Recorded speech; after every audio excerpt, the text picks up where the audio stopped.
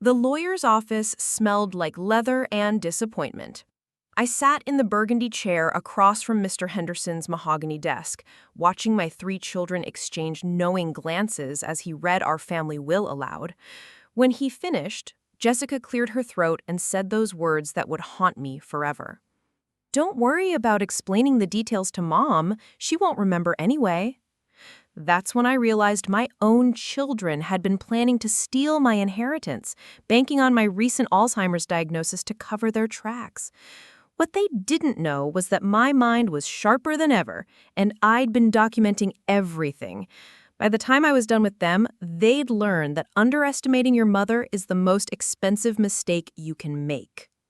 Before we jump back in, tell us where you're tuning in from, and if this story touches you, make sure you're subscribed, because tomorrow I've saved something extra special for you.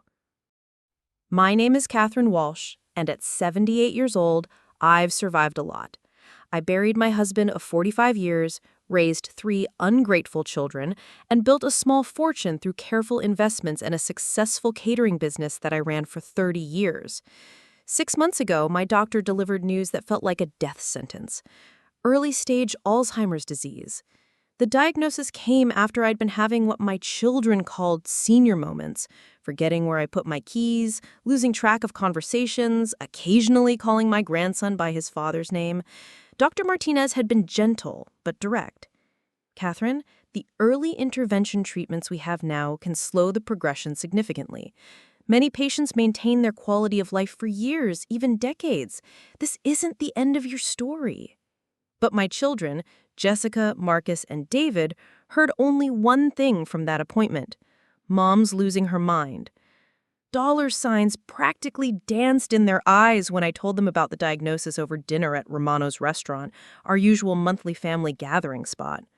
Jessica, my eldest at 52, works as a pharmaceutical sales representative and has always been the most calculating of my 3 children. She leaned forward across the red checker tablecloth that night, her voice dripping with false concern. "Mom, we need to talk about practical matters. Your finances, the house, your business assets. We want to make sure everything is properly managed while you still can participate in these decisions."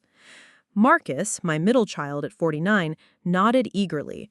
He's a real estate agent who's been struggling to make his mortgage payments since his messy divorce 2 years ago. "Jessica's right, Mom. We should probably set up some kind of trust or power of attorney arrangement. You know, just to protect you from making any mistakes while your condition progresses." David, my youngest, and arguably the most charming, smiled that same winning smile he'd used to get out of trouble since kindergarten. He owns a small construction company that's been hemorrhaging money due to his gambling addiction, though he thinks I don't know about that. "We just want what's best for you, Ma. Nobody's trying to take advantage of anything. We're your kids. We love you." The irony wasn't lost on me.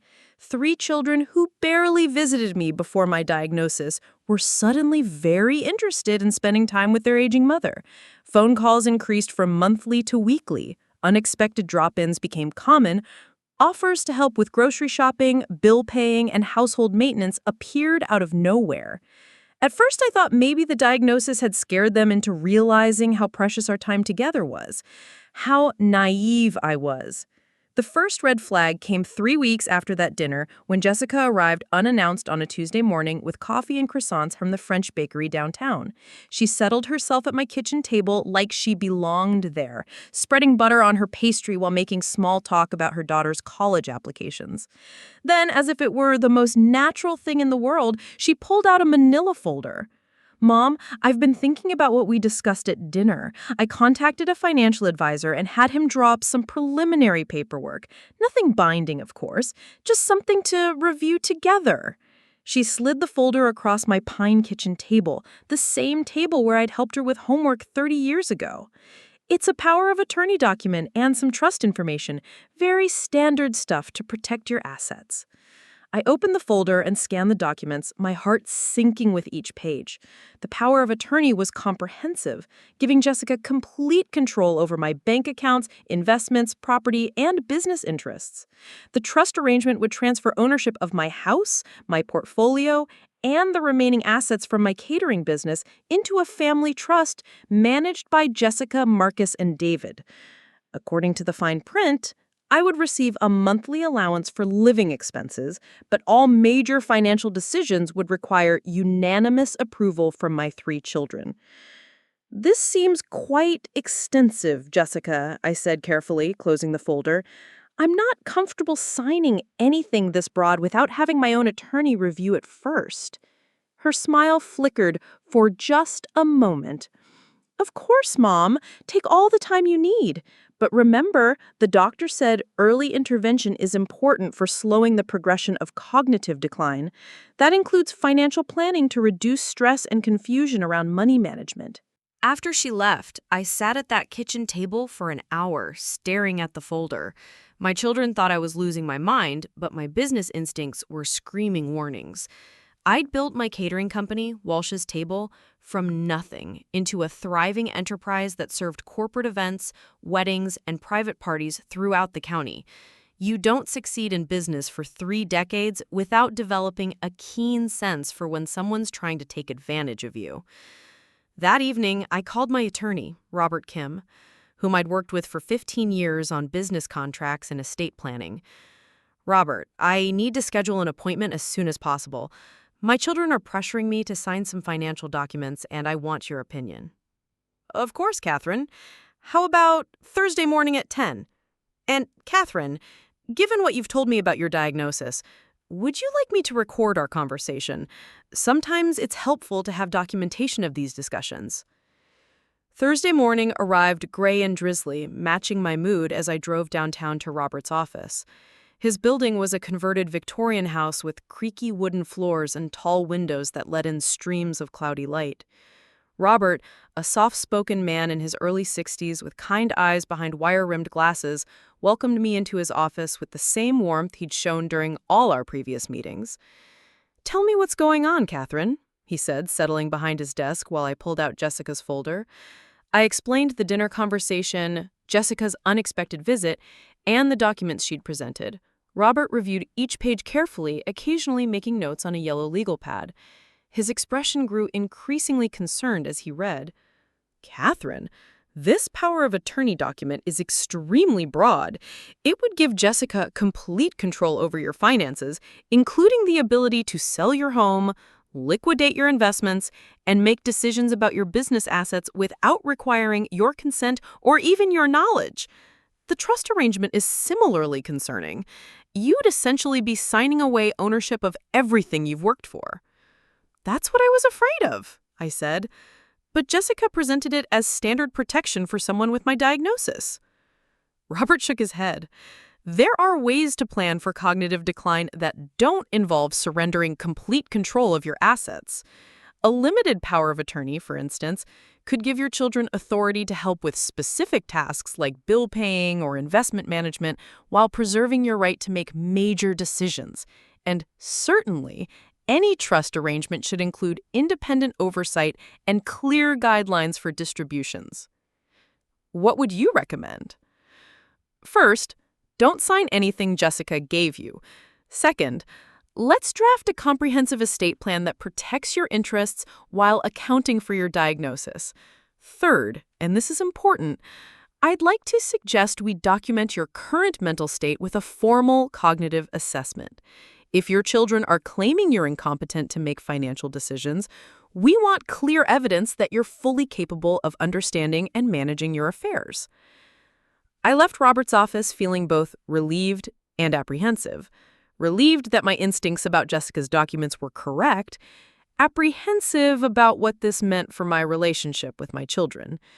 Were they genuinely concerned about my welfare, or were they plotting to steal my inheritance while hiding behind my diagnosis? The answer came 2 days later when Marcus showed up at my house Saturday evening, ostensibly to help me organize my home office. I had converted the spare bedroom into a workspace years ago, with built-in shelves holding business records, tax documents, and investment statements. Marcus had offered to help me simplify my filing system, claiming that organizing important papers would reduce confusion and stress. I watched from the doorway as he worked, supposedly sorting documents into neat piles. But I noticed he was spending an unusual amount of time photographing certain pages with his phone before filing them away. Bank statements, investment account summaries, insurance policies, and business contracts all received the photo treatment. "Marcus, what are you doing with your phone?" He looked up, startled. "Oh, just taking pictures of important documents in case something happens to the originals. You know, backup copies for safety." "I see. And who will have access to these backup copies?" "Well, Jessica and David and I thought it would be smart for us to each have copies, in case of emergency." His smile was sheepish, like a child caught raiding the cookie jar. "That's very thoughtful of you two," I said evenly, "but I'd prefer to handle my own document management for now." Marcus finished his sorting quickly after that, but I noticed several important documents were now missing from my files. Nothing critical, but enough to give someone a comprehensive picture of my financial situation. After he left, I spent 2 hours recreating my filing system and making notes about what had been removed. Sunday morning brought David's visit, armed with fresh bagels and an offer to help me review my monthly bills. He settled himself at my kitchen table with coffee and a calculator, making a great show of organizing my utility bills, insurance payments, and credit card statements. "Mom, your finances are more complicated than they need to be," he frowned at my investment account statement. "Look at all these different accounts and holdings. Wouldn't it be simpler to consolidate everything into 1 or 2 managed portfolios?" "I prefer diversification, David. It's served me well for decades." "But managing all these different investments must be confusing, especially now." He gestured vaguely, as if my diagnosis was visible in the air around us. "What if you forget to make important payments or miss critical investment decisions?" "I haven't missed any payments or made poor investment decisions." Preparing and narrating this story took us a lot of time. So if you are enjoying it, subscribe to our channel. It means a lot to us. Now, back to the story. "Yet," he said quietly. "But Mom, the doctor said this condition progresses. Wouldn't you feel better knowing someone was helping you stay on top of everything?" I studied my youngest child, this charming man who'd inherited his father's easy smile and my stubborn streak. "David, are you worried about my ability to manage my affairs, or are you worried about what might happen to your inheritance if I make mistakes?" His face flushed red. "Mom, that's not fair. We're trying to help you." "Then help me by respecting my autonomy instead of treating me like an incompetent child." David left shortly after that, but not before I caught him slipping one of my investment statements into his jacket pocket. 3 children, 3 separate attempts to gather information about my finances under the guise of helping their poor, confused mother. That evening, I sat in my living room with a glass of wine and a yellow legal pad, making lists. On one side, I wrote down every suspicious interaction I'd had with Jessica, Marcus, and David since my diagnosis. On the other side, I listed my assets and their approximate values. My house, worth roughly $400,000, my investment portfolio, valued at just over $600,000, the remaining business assets from Walsh's table, including equipment, client lists, and goodwill, worth perhaps $200,000. My life insurance policy with a benefit of $300,000. $1.5 million, give or take. Enough to solve all of my children's financial problems and then some. Enough to make them very interested in accelerating my mother's decline into incompetency. I thought about my late husband, William, and what he would say about this situation. Bill had been a gentleman, slow to anger and quick to forgive, but fiercely protective of family. "Catherine," I could almost hear his voice, "if someone's trying to take advantage of you, you fight back with everything you've got. Doesn't matter if they're strangers or your own children. Right is right." Monday morning, I called Dr. Martinez's office and scheduled an appointment to discuss my diagnosis in more detail. I also called Robert Kim to move forward with the cognitive assessment he'd suggested. If my children wanted to play games about my mental competency, I'd make sure I had documentation proving I was sharper than they realized. The cognitive assessment took place on a Wednesday afternoon at the office of Dr. Sarah Chen, a neuropsychologist who specialized in dementia evaluation. For 3 hours, she put me through a battery of tests designed to measure memory, attention, problem-solving ability, and executive function. I solved puzzles, recalled word lists, answered questions about current affairs, and demonstrated my ability to manage complex tasks like balancing a checkbook and planning a hypothetical dinner party. Mrs. Walsh, Dr. Chen said as we concluded the session, your test results indicate very mild cognitive impairment consistent with early-stage Alzheimer's disease. However, your overall functioning is remarkably high. You show no significant deficits in judgment, reasoning, or decision-making capacity. In my professional opinion, you are fully competent to manage your financial affairs and make important life decisions. I felt a wave of relief wash over me. So, my children's concerns about my ability to handle my finances are premature? Significantly premature. With proper medical management and cognitive stimulation, many patients maintain high functioning for years. I see no reason why you couldn't continue managing your own affairs independently. Armed with Dr. Chen's assessment and Robert Kim's legal advice, I began implementing what I privately called Operation Documentation. If my children were planning to steal my inheritance by claiming I was mentally incompetent, I would build an ironclad case proving I was mentally sharp while gathering evidence of their scheme. I started keeping detailed journals of every interaction with Jessica, Marcus, and David. Dates, times, conversations, and any suspicious behavior got recorded in a leather-bound notebook I kept locked in my bedroom safe. I also began discreetly recording our conversations using a small digital recorder Robert had recommended, making sure to follow state laws about single-party consent. The recordings proved invaluable.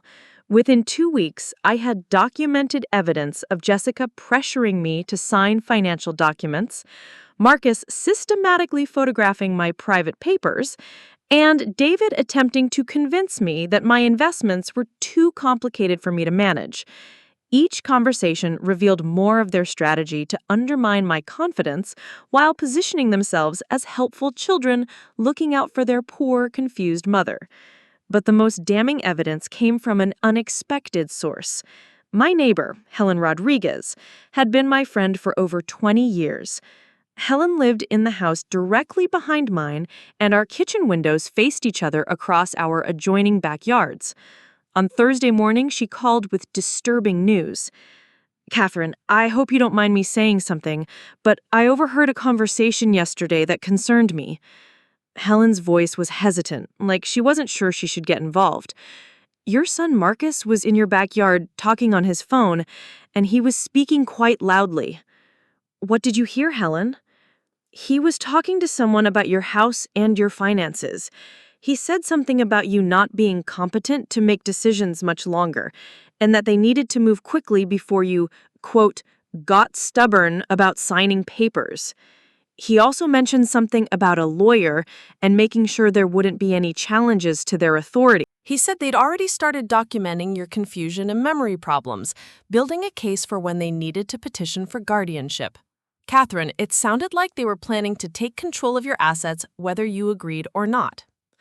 After hanging up with Helen, I sat in my kitchen feeling a cold fury settle in my chest.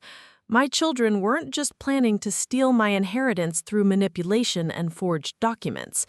They were preparing to have me declared legally incompetent and placed under guardianship, stripping away my autonomy entirely. That afternoon, I called Robert Kim with Helen's information and my growing concerns about my children's intentions.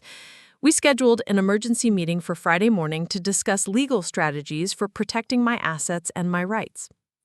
Catherine, Robert said when I arrived at his office, based on what you've told me and the evidence you've gathered, I believe your children are planning what we call financial elder abuse.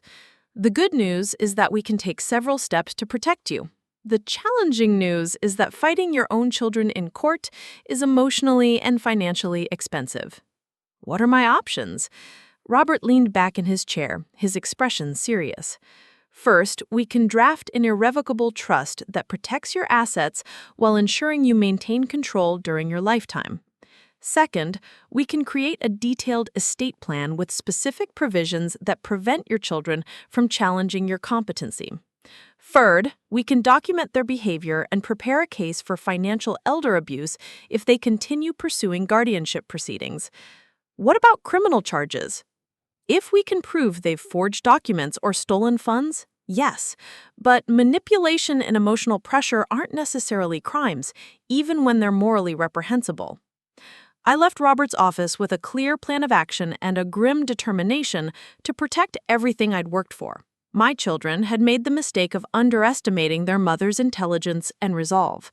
They were about to learn that Catherine Walsh didn't build a successful business and accumulate significant wealth by being naive or easily manipulated. The next phase of Operation Documentation involved giving Jessica, Marcus, and David enough rope to hang themselves.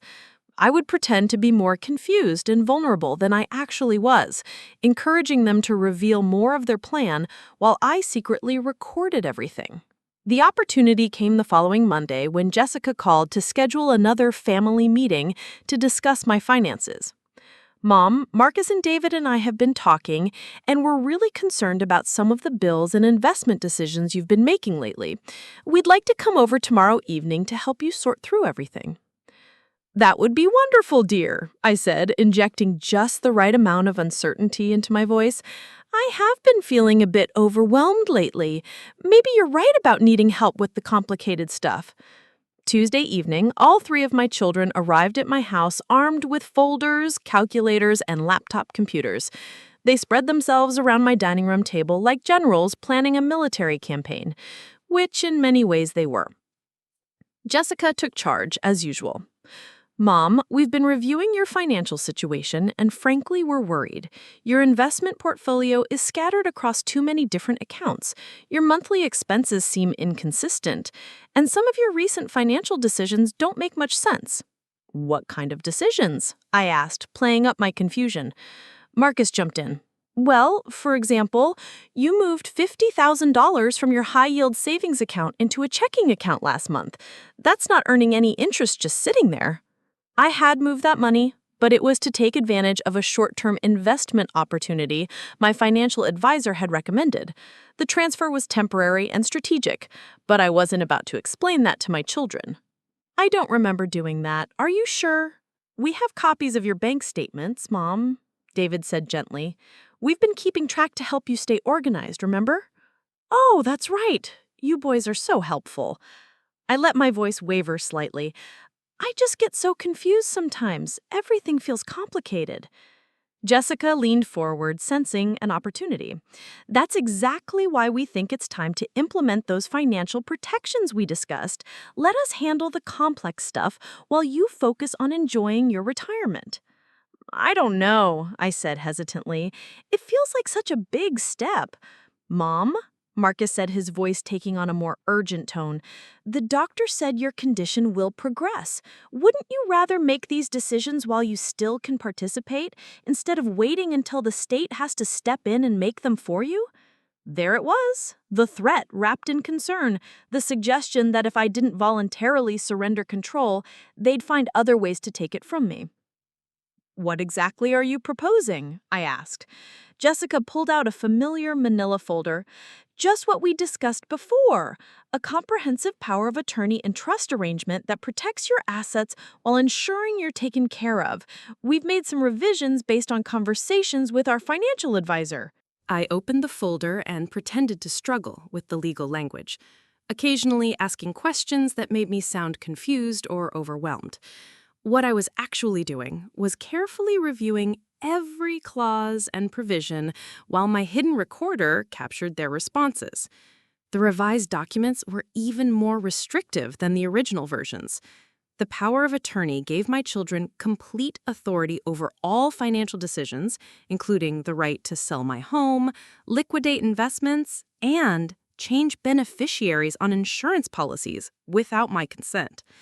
The trust arrangement transferred ownership of all my assets to a family trust managed exclusively by Jessica, Marcus, and David, with provisions that would be nearly impossible for me to challenge or modify. Most disturbing were the new clauses about my living arrangements. If my children determined that I was no longer capable of living independently, they could move me to appropriate care facilities and rent out or sell my house to fund my care expenses. In other words, they could institutionalize me and profit from selling my home whenever they decided it was convenient. This seems quite comprehensive, I said slowly, but I'm still not sure I understand all the implications. David reached across the table and patted my hand. Mom, you don't need to understand all the legal details. That's why you have us. We'll handle everything and make sure you're protected. But what if I change my mind later? What if I decide I want to handle my own finances again? Jessica's smile tightened, almost imperceptibly. Mom, the whole point is to set up protections that can't be easily changed. Otherwise, what's to stop someone from taking advantage of you when your condition gets worse? Or what's to stop you from making impulsive decisions that could cost you everything? Marcus added. We've seen what happens to elderly people who try to manage complex finances with cognitive impairment. It doesn't end well. I pretended to consider their arguments while internally marveling at their manipulation tactics. They were using my diagnosis as a weapon against me, creating fear and uncertainty to pressure me into surrendering my autonomy. I need time to think about this, I said finally. Of course, Jessica said, though I could see frustration flickering in her eyes. But Mom, time isn't really on our side here. The longer we wait, the more complicated everything becomes. And if your condition progresses to the point where you're not legally competent to make these decisions? She let the sentence hang in the air like a threat. After my children left that evening, I sat in my living room, reviewing the recorded conversation and the documents they'd left behind. The evidence was clear. Jessica, Marcus, and David were systematically planning to steal my inheritance by having me declared incompetent and placed under their guardianship. They'd been documenting supposed examples of my confusion, gathering information about my finances, and preparing legal documents that would strip away my rights entirely. But they'd made several critical mistakes. First, they'd underestimated my mental sharpness and ability to recognize their scheme. Second, they'd assumed I'd be intimidated by legal language and complex financial concepts. Third, and most importantly, they'd revealed their plan in detail while I was secretly recording every word. Wednesday morning, I called Robert Kim with updates on the previous evening's meeting. Robert, I have them on tape discussing their strategy to have me declared incompetent and take control of my assets. What's our next move? Now we spring the trap, Robert said. Are you ready to confront them directly? I thought about my late husband, about the business I'd built through decades of hard work, about the life I'd created through careful planning and determination. I'm ready. Robert and I spent the rest of the week preparing for what would either be the most satisfying confrontation of my life or the most heartbreaking. We drafted new legal documents protecting my assets, prepared evidence of my children's financial elder abuse, and developed a strategy for exposing their scheme while protecting my interests. The confrontation was scheduled for the following Tuesday, exactly 1 week after my children's attempt to pressure me into signing away my rights. I invited Jessica, Marcus, and David over for dinner, telling them I was right to discuss the financial arrangements they'd proposed. They arrived promptly at 6, their faces bright with anticipation. Jessica carried yet another folder of documents, probably the finalized versions they expected me to sign. Marcus brought flowers, no doubt to soften me up for the kill. David arrived with wine and his most charming smile. We made small talk over the pot roast dinner I'd prepared, discussing grandchildren and work and the weather. My children were relaxed, confident. probably already mentally spending their inheritance money. After dinner, we moved to the living room, where they spread their documents across my coffee table like conquering generals dividing up territory. "Mom," Jessica began, "we've finalized all the paperwork we discussed. Our attorney has reviewed everything and made sure all the legal protections are in place. All we need are your signatures, and then you can relax knowing everything is taken care of."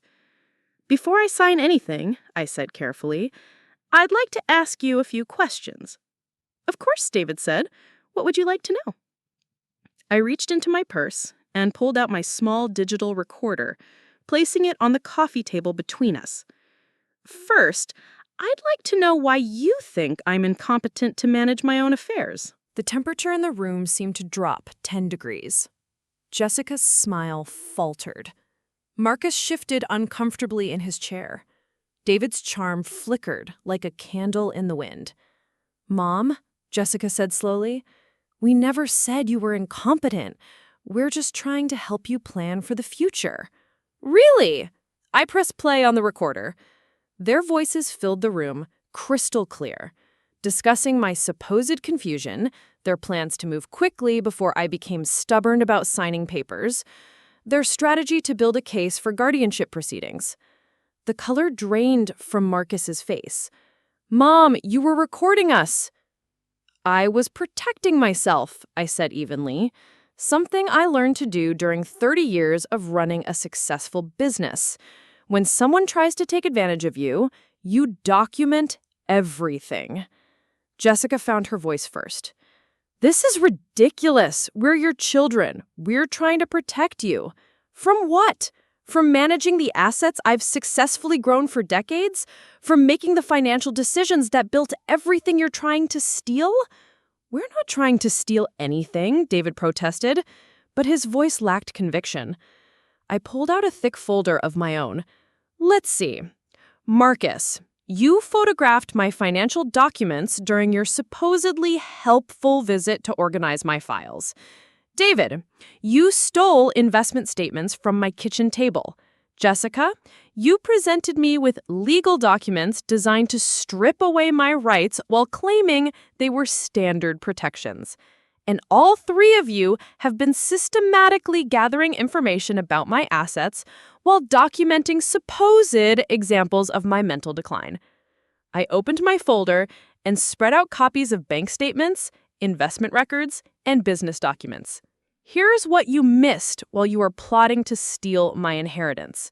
My portfolio has grown by 12% this year, outperforming the market average. I've successfully negotiated 2 major business contracts in the past 6 months. And I've been working with my attorney to restructure my estate in ways that will protect my assets from exactly the kind of scheme you've been planning." The silence in the room was deafening. My 3 children sat frozen, realizing their carefully planned theft had been exposed and documented. Furthermore, I've had a comprehensive cognitive assessment done by Dr. Sarah Chen, a neuropsychologist who specializes in dementia evaluation.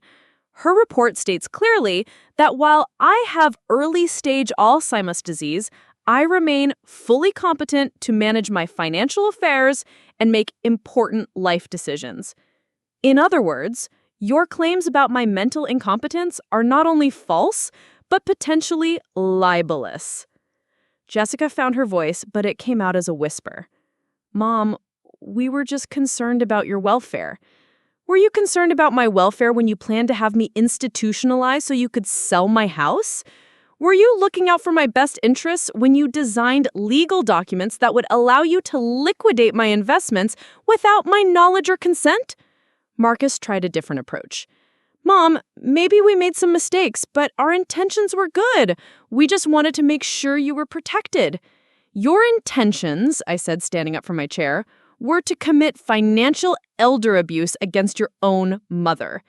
You saw my diagnosis as an opportunity to steal everything I've worked for while hiding behind fake concern for my well-being." I walked to my front door and opened it wide. "I want you to leave. All of you. Now." David stood up, his face flushed with anger. Mom, you're making a huge mistake. We're your family. We're the only ones who care about what happens to you. My family, I said coldly, consists of people who love and respect me, not people who plot to steal from me while I'm vulnerable. You've shown me who you really are, and I believe you. Jessica grabbed the unsigned documents from the coffee table. Fine, but don't come crying to us when you can't manage on your own anymore. Don't expect us to clean up your messes when your condition gets worse. I don't expect anything from you.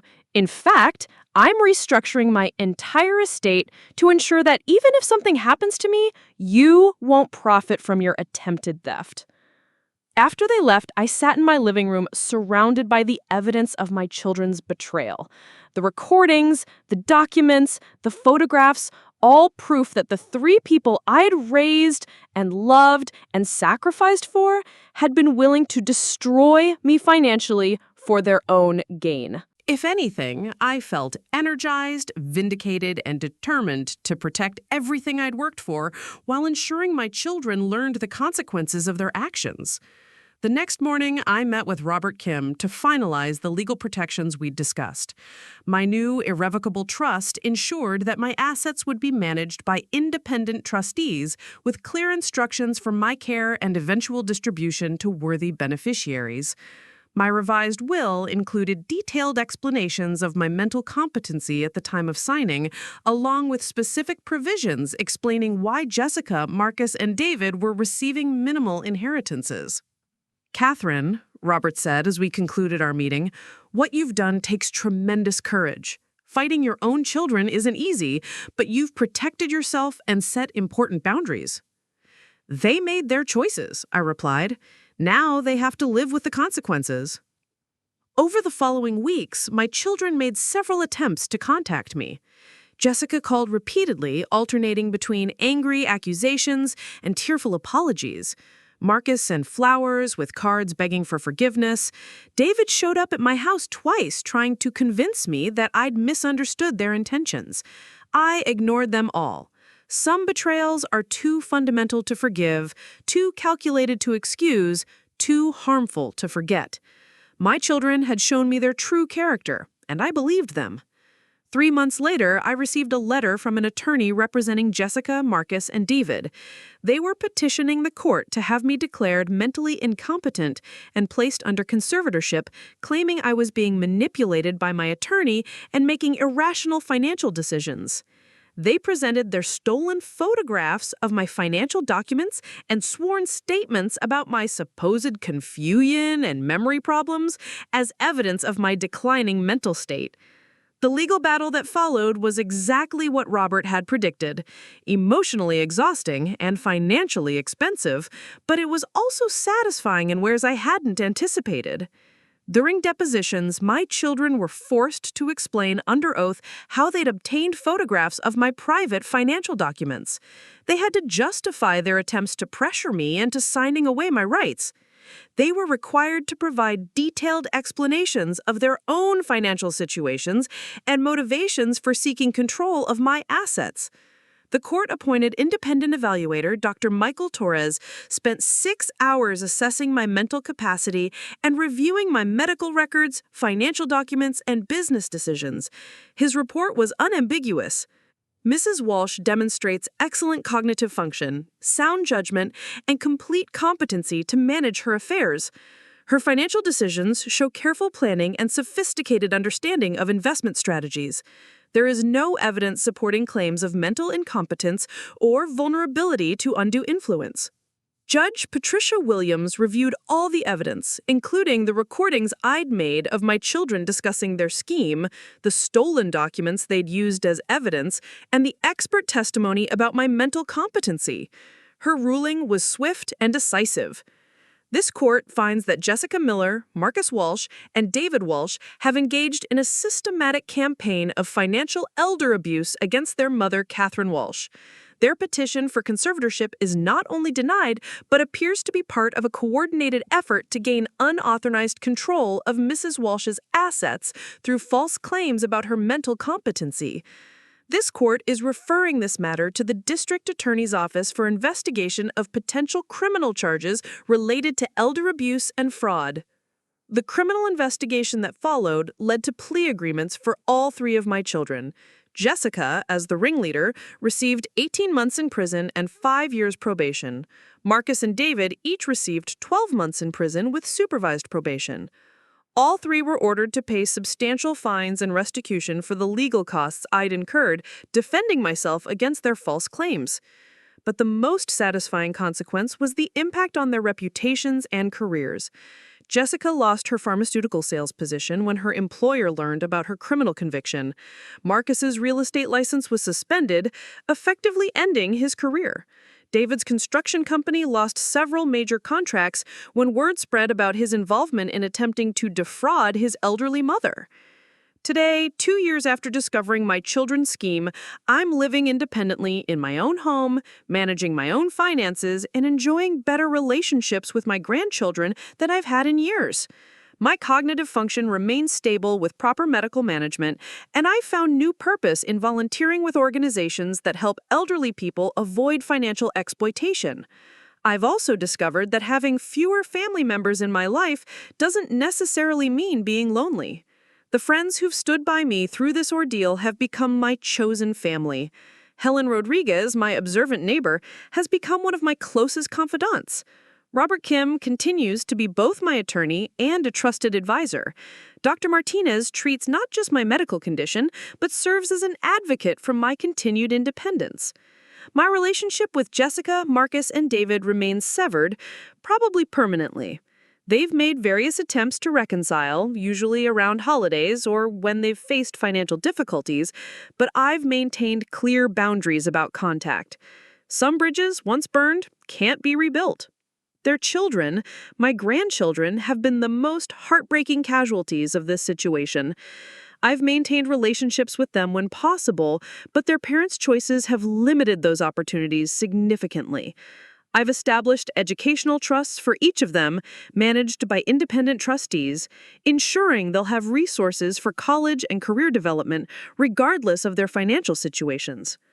The hardest part has been accepting that the 3 babies I raised, the children I sacrificed for, the young adults I supported through college and career setbacks and personal crises, had grown into people capable of such calculated cruelty. That realization forced me to examine not just their character, but my own role in shaping who they became. I spent many sleepless nights in the months following their arrests, wondering if I'd somehow failed as a mother. Had I been too generous with financial support over the years, creating a sense of entitlement? Had I shielded them from consequences too often, preventing them from developing genuine empathy and moral boundaries? Had my success in business and accumulation of wealth inadvertently taught them that money mattered more than relationships? Dr. Patricia Hernandez, the therapist I began seeing after the court proceedings concluded, helped me work through these questions without taking on inappropriate guilt for my children's choices.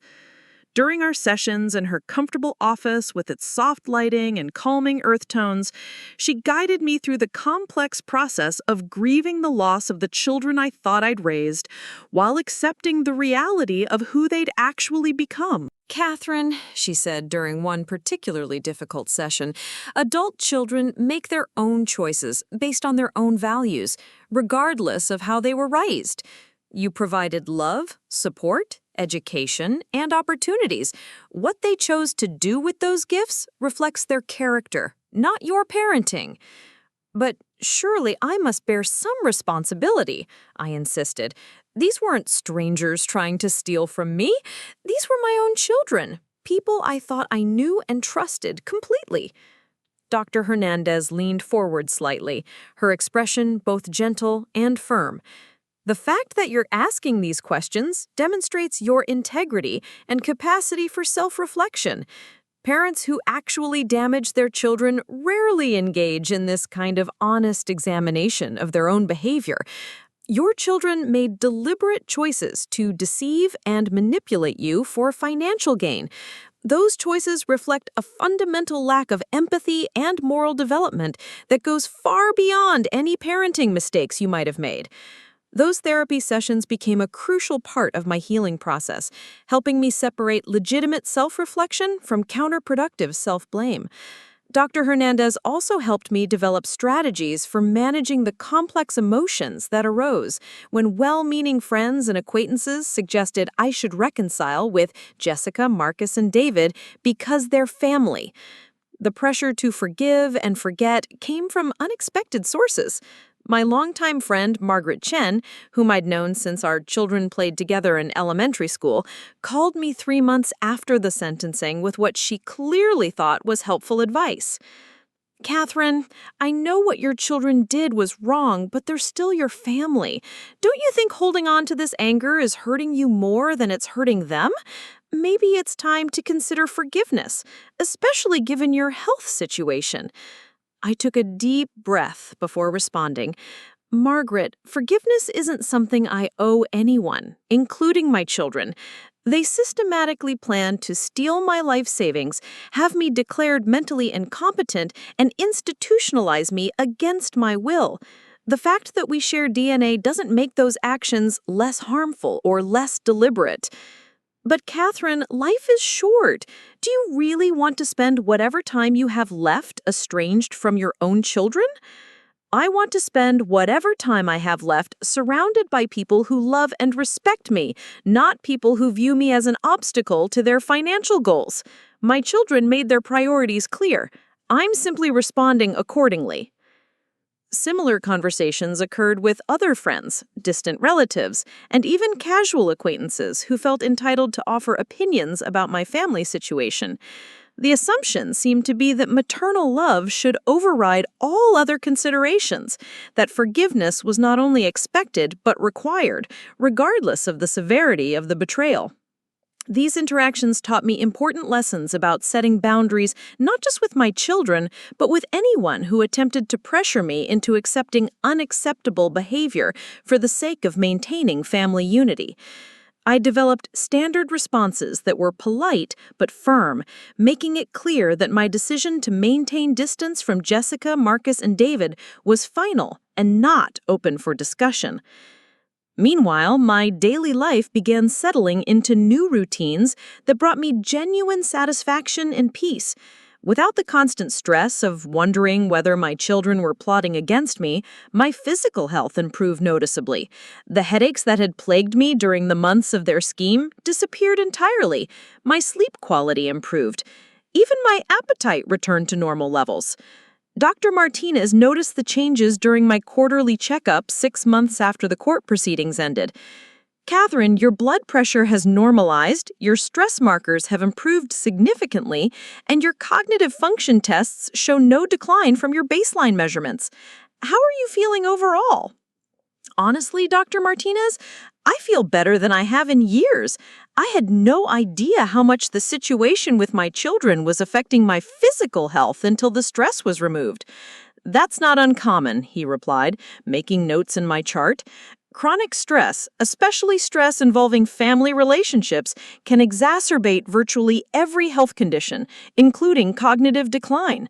The fact that you took decisive action to remove yourself from that toxic situation probably contributed significantly to your overall stability." This conversation reinforced my conviction that cutting ties with Jessica, Marcus, and David had been the right decision not just emotionally and legally, but medically as well. The stress of constantly wondering whether they were planning additional schemes, the exhaustion of always being on guard against manipulation, the heartbreak of recognizing their true motivations had been literally making me sicker. With that burden lifted, I found myself with renewed energy to pursue interests and relationships that brought joy rather than anxiety into my life. I began taking art classes at the community college, something I'd always wanted to do but never found time for during my busy years running Walsh's Table. The instructor, Professor Elena Vasquez, was a patient woman in her 50s who encouraged students to experiment with different mediums and techniques without worrying about producing masterpieces. "Art is about expression, not perfection," she reminded our small class of mostly retired adults during our first watercolor session. "Let yourself play with the colors and see what emerges." I discovered I had a natural affinity for landscape painting, particularly scenes of the countryside where William and I had taken weekend drives during our marriage. Something about capturing the interplay of light and shadow, the subtle variations in green across rolling hills, the way clouds cast moving patterns across fields of wheat brought me a sense of peace I hadn't experienced in years. My art class companions became an unexpected source of friendship and support. Dorothy Kim, a retired librarian whose husband had passed away the year before, shared my love of detailed brushwork and patient observation. Frank Martinez, a former carpenter who'd taken up painting after a work injury and ended his construction career, offered practical advice about mixing colors and cleaning brushes. Susan Taylor, a grandmother whose children lived across the country, understood the complex emotions involved in redefining family relationships later in life. These new friendships developed naturally, without the complicated history and expectations that had poisoned my relationships with Jessica, Marcus, and David. My art class companions knew me as Catherine, the woman who painted delicate landscapes and brought homemade cookies to share during break time. They had no preconceptions about what I owed them or expectations about what they could gain from our association. The contrast with my children's behavior was stark and healing. Dorothy invited me to join her book club without expecting anything in return except my participation in discussions about the novels we read together. Frank offered to help with minor home repairs because he enjoyed staying busy, not because he wanted access to my financial information. Susan and I developed a friendship based on mutual interests and genuine affection, without hidden agendas or calculated manipulation. Through these new relationships, I began to understand what healthy family dynamics should look like, even among people who weren't related by blood. Mutual respect, genuine concern for each other's well-being, support offered freely without strings attached, and boundaries that were honored rather than constantly tested. This realization made the contrast with my children's behavior even more painful, but also more clarifying. Jessica's insistence that she was trying to protect me while simultaneously planning to control my finances wasn't concern, it was manipulation. Marcus's offers to help organize my documents while secretly photographing them wasn't assistance, it was theft. David's charm and affection while pressuring me to surrender my autonomy wasn't love, it was calculated deception. Understanding these distinctions helped me respond more confidently when my children made periodic attempts to reestablish contact. Jessica's birthday card arrived in March, 8 months after our final confrontation, with a handwritten note expressing regret for our misunderstanding and hope that we could work things out as a family. I read the card once, noted that she still characterized her attempted theft as a misunderstanding rather than acknowledging the deliberate nature of her actions, and threw it in the trash without responding. Real apologies acknowledge specific wrongdoing and demonstrate understanding of the harm caused. Jessica's vague expressions of regret and requests for reconciliation showed she still didn't grasp the severity of what she'd done, or she simply didn't care about anything beyond regaining access to my assets. Marcus's approach was more direct. He showed up at my house unannounced one evening in April, standing on my front porch with flowers and a bottle of wine like he was arriving for a pleasant dinner party. When I opened the door, his face lit up with that familiar, charming smile that had gotten him out of trouble since childhood. "Mom, I've missed you so much. I know we had some difficult times, but surely we can put all that behind us now. We're family. Family forgives each other." "Marcus," I replied calmly, "you were convicted of financial elder abuse against me. You spent nearly a year in prison for attempting to steal my life savings. That wasn't a difficult time between family members. That was criminal behavior by someone who happened to be related to me." His smile faltered slightly, but he persisted. I made mistakes, Mom. I admit that. But my intentions weren't malicious. I genuinely thought we were helping you plan for the future. By photographing my private financial documents without permission? By planning to have me declared mentally incompetent so you could control my assets? By coordinating with your siblings to pressure me into signing away my rights? Marcus shifted uncomfortably, clearly unprepared for such direct confrontation. Look, maybe we handled things poorly, but the underlying concern was real. You do have Alzheimer's disease. You will need help managing your affairs eventually. When and if I need help, I'll arrange for it through proper legal channels with people I trust. People who've demonstrated that they have my best interests at heart rather than their own financial benefit. So that's it? You're cutting us out of your life permanently over money? The question revealed so much about his continued lack of understanding. I'm protecting myself from people who've demonstrated they're willing to commit crimes against me for money. The fact that you still characterize your behavior as being about my welfare rather than your financial gain shows you haven't learned anything from this experience. I closed the door and watched through the peephole as he stood on my porch for several minutes, clearly hoping I'd reconsider and invite him in. When he finally left, I felt no sadness or regret, only a mild irritation at having my peaceful evening disrupted by someone who still couldn't accept the consequences of his own actions. David's attempts at reconciliation were more sophisticated, probably because his gambling addiction had taught him advanced manipulation techniques. Instead of approaching me directly, he sent his daughter, my granddaughter Emma, to deliver messages and test my willingness to restore family relationships. Emma was 16, old enough to understand family tensions, but young enough to be genuinely confused about why her grandmother had seemingly abandoned her father and aunts. She appeared at my door one Saturday morning, in May, looking hesitant and uncomfortable. Hi, Grandma Catherine.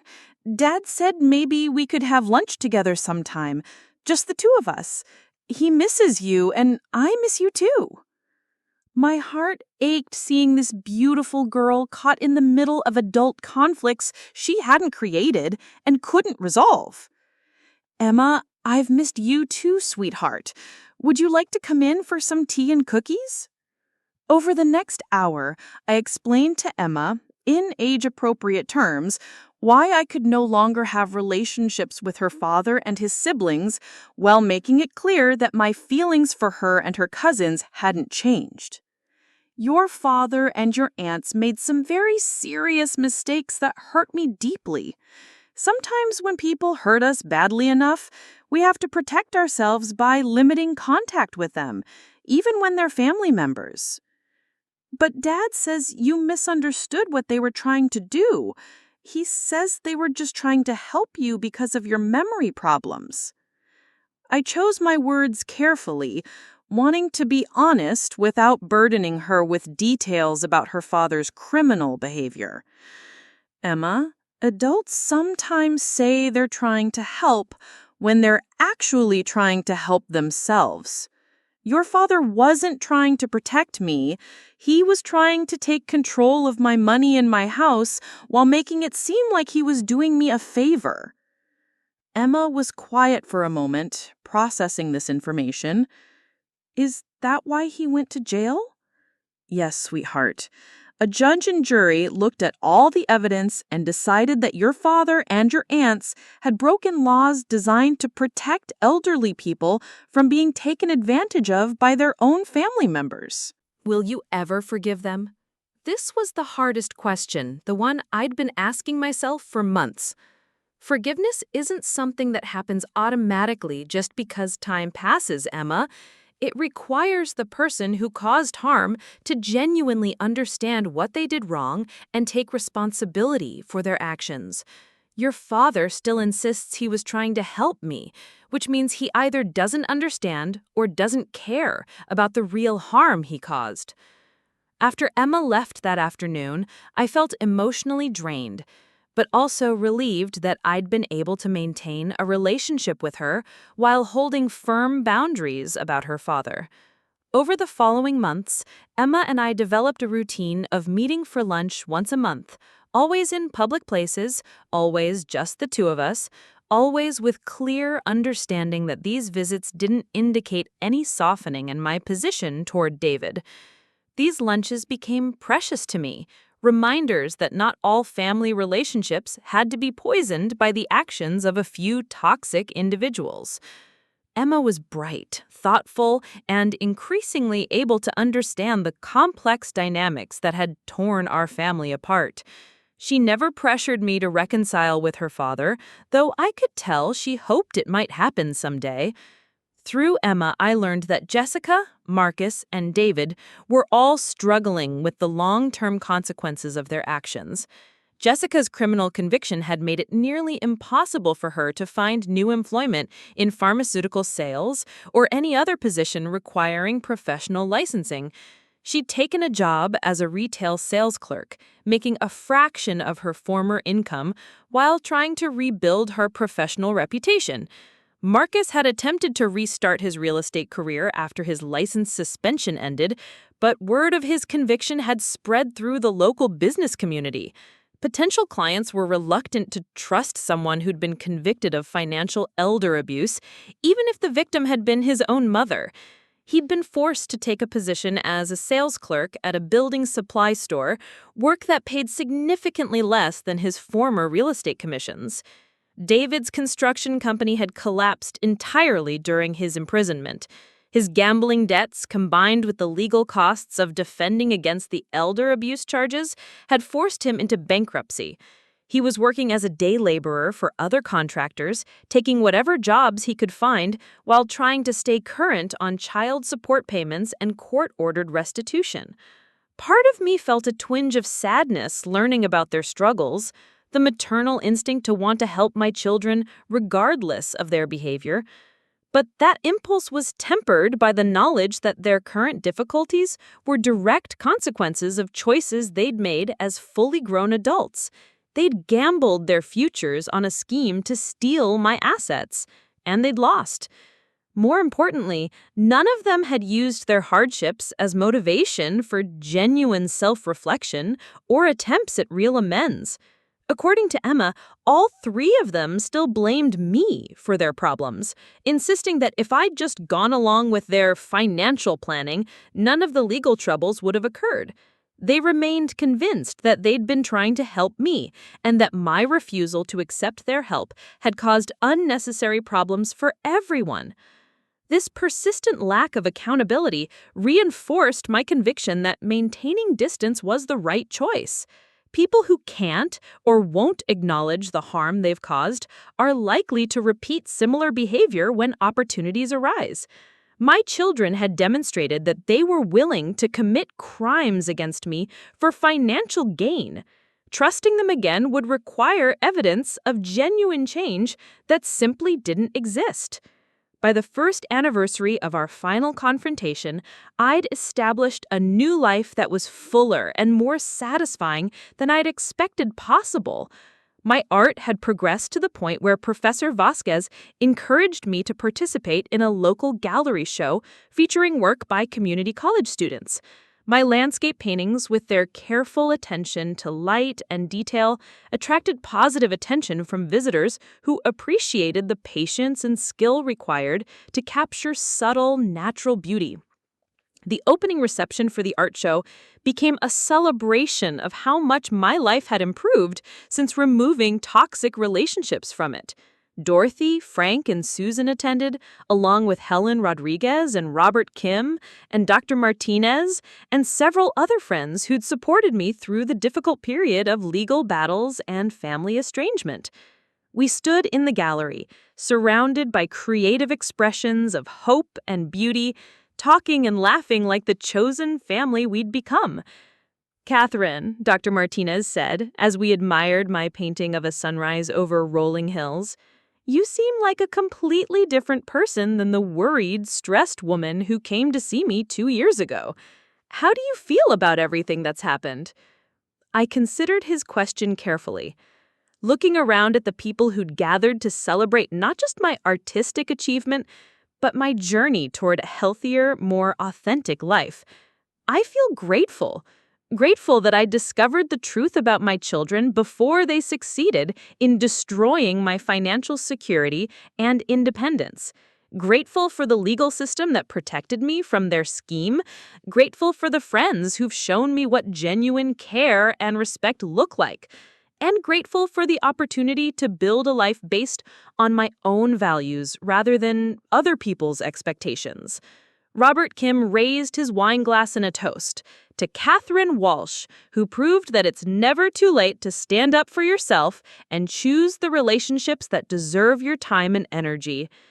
As I drove home from the gallery that evening, I reflected on how dramatically my understanding of family had evolved.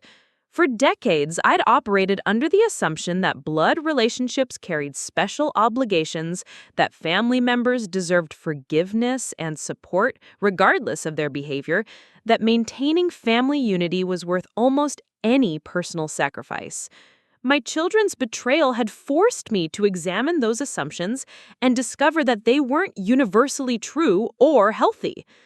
Family members who consistently demonstrate harmful behavior don't automatically deserve continued access to your life simply because you share genetic material.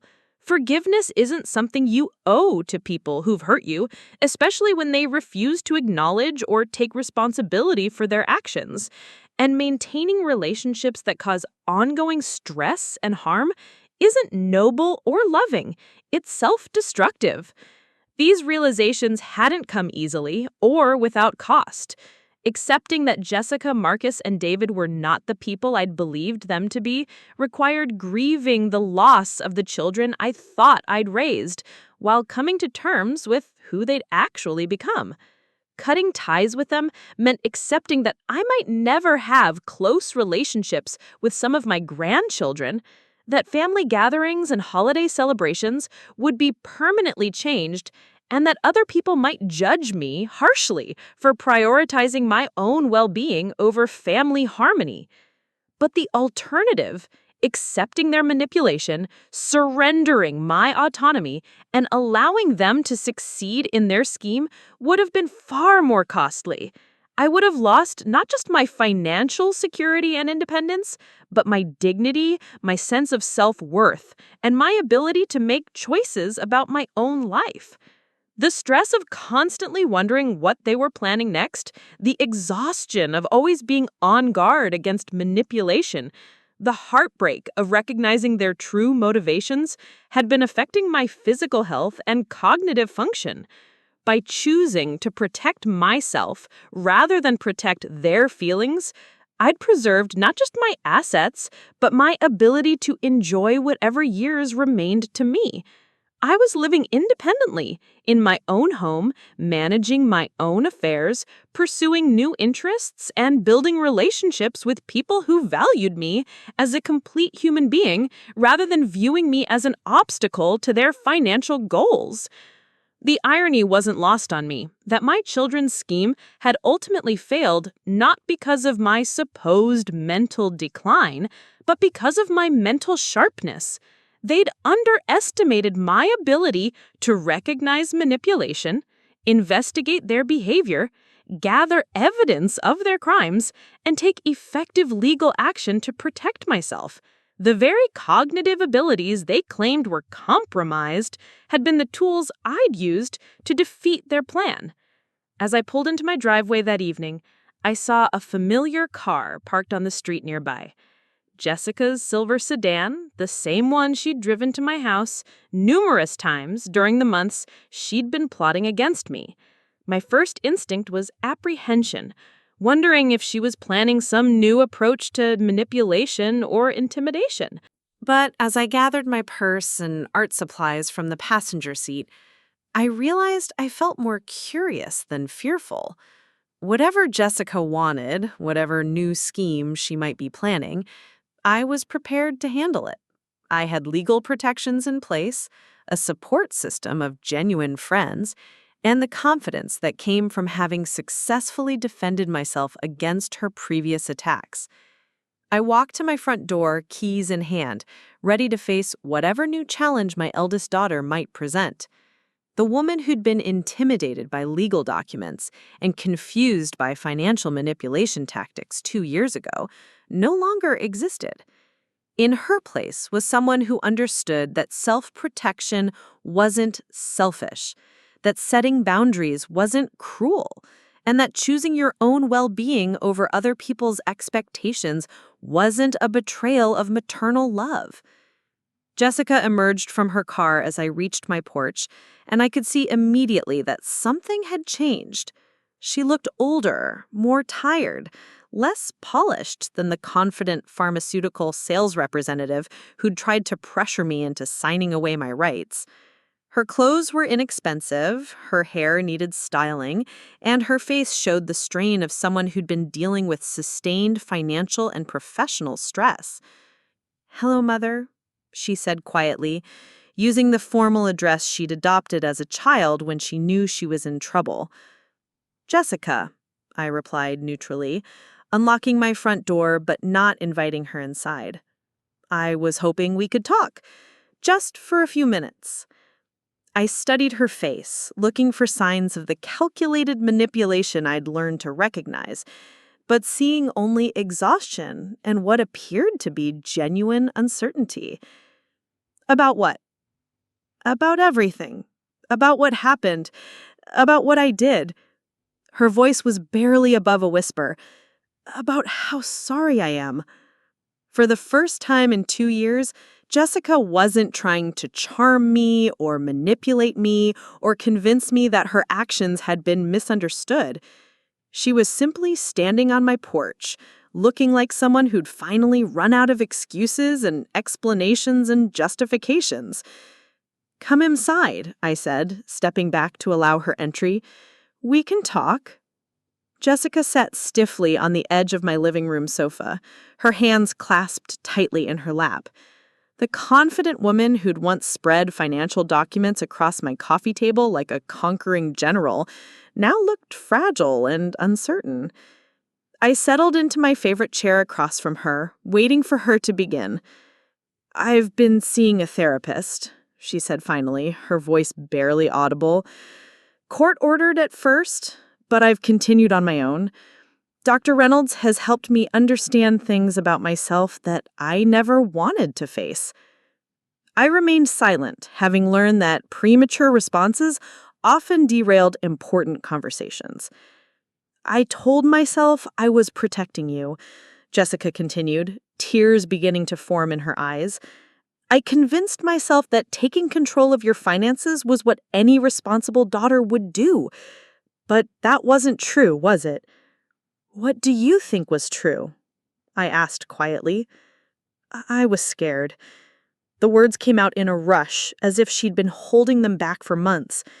Scared of being poor again, like when Dad first got sick and we almost lost the house. Scared of never having enough money to feel secure. When I saw how much you'd accumulated and then heard about your diagnosis, I saw an opportunity to solve all my financial problems. She wiped her eyes with a tissue from her purse.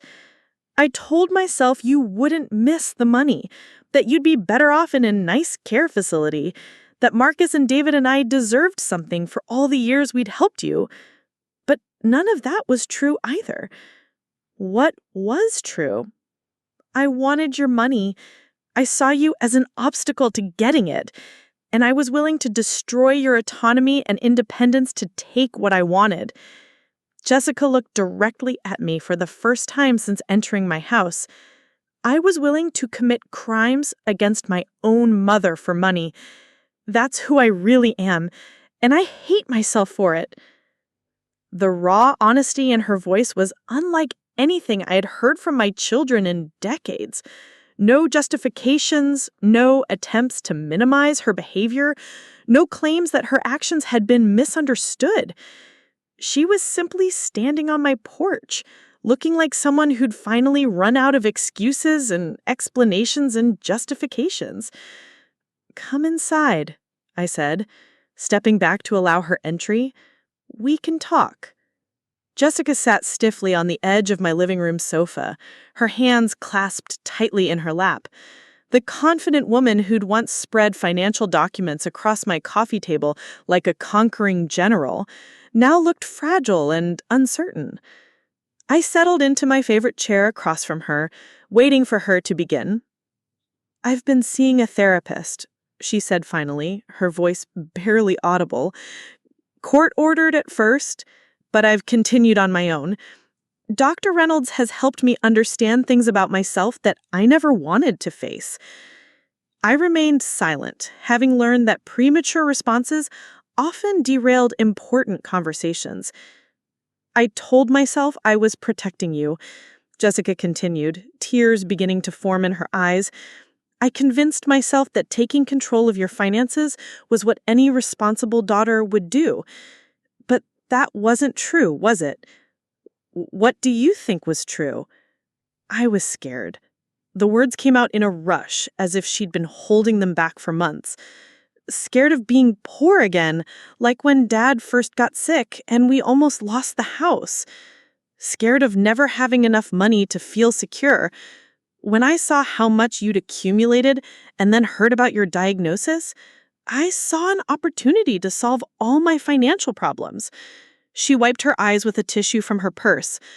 "I told myself you wouldn't miss the money, that you'd be better off in a nice care facility, that Marcus and David and I deserved something for all the years we'd helped you.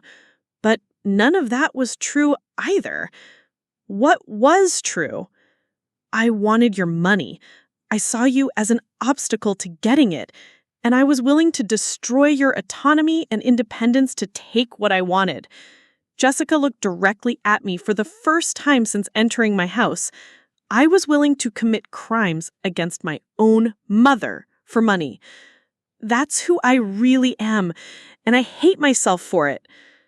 The raw honesty in her voice was unlike anything I'd heard from any of my children in decades. No justifications, no attempts to minimize her behavior, no claims that her actions had been misunderstood. She was simply standing on my porch, looking like someone who'd finally run out of excuses and explanations and justifications. "Come inside," I said, stepping back to allow her entry. "We can talk." Jessica sat stiffly on the edge of my living room sofa, her hands clasped tightly in her lap. The confident woman who'd once spread financial documents across my coffee table like a conquering general now looked fragile and uncertain. I settled into my favorite chair across from her, waiting for her to begin. "I've been seeing a therapist," she said finally, her voice barely audible. "Court-ordered at first, but I've continued on my own. Dr. Reynolds has helped me understand things about myself that I never wanted to face." I remained silent, having learned that premature responses often derailed important conversations. "I told myself I was protecting you," Jessica continued, tears beginning to form in her eyes. "I convinced myself that taking control of your finances was what any responsible daughter would do. But that wasn't true, was it?" "What do you think was true?" I asked quietly. I was scared. The words came out in a rush, as if she'd been holding them back for months. Scared of being poor again, like when Dad first got sick and we almost lost the house. Scared of never having enough money to feel secure.